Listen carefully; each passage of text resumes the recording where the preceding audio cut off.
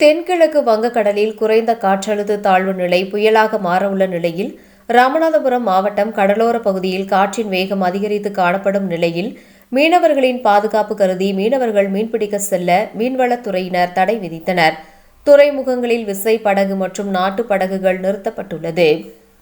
தென்கிழக்கு வங்கக்கடலில் குறைந்த காற்றழுத்த தாழ்வு நிலை வலுவடைந்து புயலாக மாற உள்ளது. இதன் காரணமாக மன்னார் மற்றும் வளைகுடா மற்றும் பாக் நீரிணை கடல் பகுதியில் வழக்கத்தை விட காற்றின் வேகம் அதிகரித்து காணப்படுகிறது. இதனால் மீனவர்களின் பாதுகாப்பு கருதி ராமநாதபுரம் மாவட்ட மீனவர்கள் மீன்பிடிக்க செல்ல மீன்வளத்துறை தடை விதித்துள்ளது.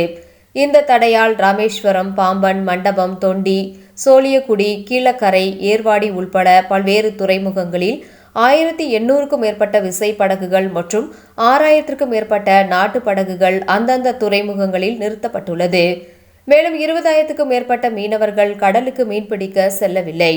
ராமநாதபுரம் மாவட்டத்தில் தொடர்ந்து மழை பெய்து வருவதால் இன்று பள்ளிகளுக்கு மட்டும் விடுமுறை அளிக்கப்பட்டுள்ளது. இலங்கையில் கடலோர பல்வேறு மாவட்டங்களில் சூறை காற்றுடன் கனமழை பெய்து வருகிறது.